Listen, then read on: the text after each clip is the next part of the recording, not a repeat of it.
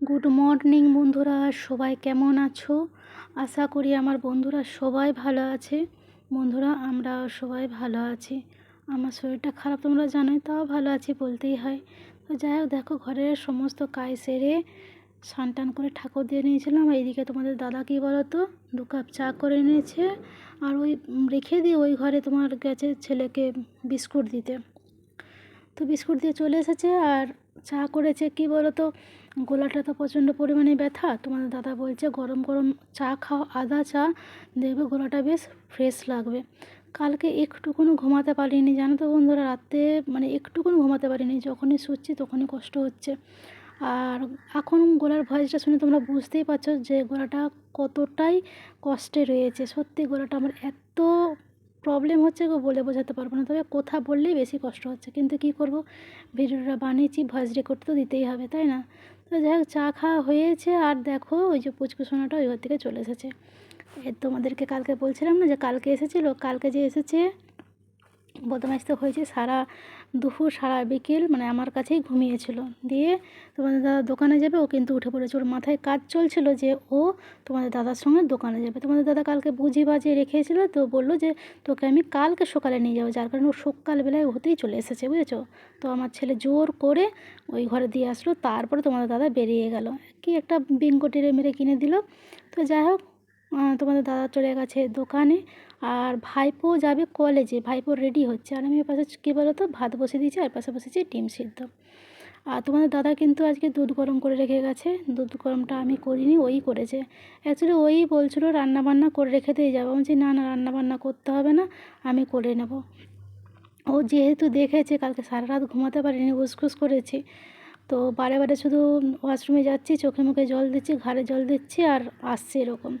আর এই যে দেখো মেথি শাকটা কবে এনেছিল বলো তো, এই মেথি শাকটা এনেছিল শুক্রবার দিনকে রাত্রিবেলা, বুঝতে পারছো? দোকান সেরে আসার পথে এই মেথি শাকটা এনেছিল। তো শুক্রবার শনিবার দিনকে খিচুড়ি খাওয়া হয়েছে, হয় না, রবিবার মাংস, সোমবার দিন ওই যে ভোলা মাছটাকে হয়েছে, তো আজকে করলাম। তো বেছে রেখে দেওয়া হয়েছিলো, আর দেখো কয়েকটা পাতা আবার দেখছি হলুদ হলুদ হয়ে গেছে, বুঝতে পারছো? তো চলো কুটাকুটি করে রান্নাটা করে নিই। আর তোমাদের দাদা যে ওলকপি খেতে কী ভালোবাসে গো, সত্যি বলে বোঝাতে পারবো না। অস্বাভাবিকভাবে ওলকপি খেতে ভালোবাসে। তো দেখো আজকে আমি কি রান্না করেছি। আজকে আমি রান্না করেছি ওই যে মেথি শাকটা বেগুন দিয়ে ভাজা। মেথি শাক বেগুন দিয়ে ভাজা খেতে আমার ভীষণ ভালো লাগে, জানো তো? মেথি শাকের যে একটা গন্ধ না, ওই গন্ধটাই দারুণ লাগে, মানে খাবো কি গন্ধ সেই আমার পেট ভরে যায় এরকম একটা। আর করেছি ডিমের তেল ঝাল, আদা পেঁয়াজ রসুন দিয়ে একদম গাঢ় গাঢ় করে করেছি। আর এরকমভাবে ডিমের তেল ঝালটা কিন্তু তোমাদের ভাইপো খেতে ভীষণ ভালোবাসে, জানো তো? তোমাদের ভাইপো কলেজ থেকে এসে আজকে খুব খুশি হবে এই ডিমের তেল ঝালটা দেখে। আর অবশ্যই রয়েছে তোমাদের দাদার পছন্দের একটা তরকারি, কী বলো তো, ওলকপি আলু বেগুন শিম দিয়ে একটা ঝোল, পাতলা করে ঝোল। এইটা জিরে গুঁড়ো ধনে গুঁড়ো দিয়ে করেছি, একদম পাতলা ঝোল, বুঝেছো তো?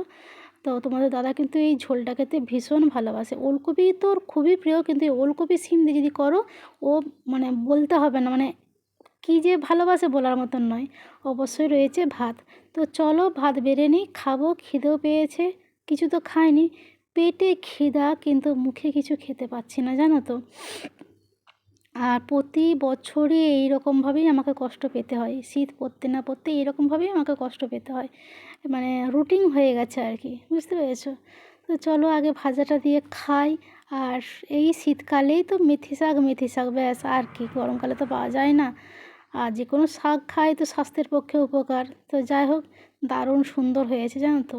তো চলো বন্ধুরা, এই ছিল আমার আজকের ভিডিওটা যদি তোমাদের ভালো লেগে থাকে লাইক কমেন্ট শেয়ার করো। আর বন্ধুরা সবাই ভালো থেকো, সুস্থ থেকো, আর এইভাবে এই বৌদির পাশে থেকো। আর শীতে সবাই সাবধানে থেকো, এখন বিশেষ করে দোঠেলা।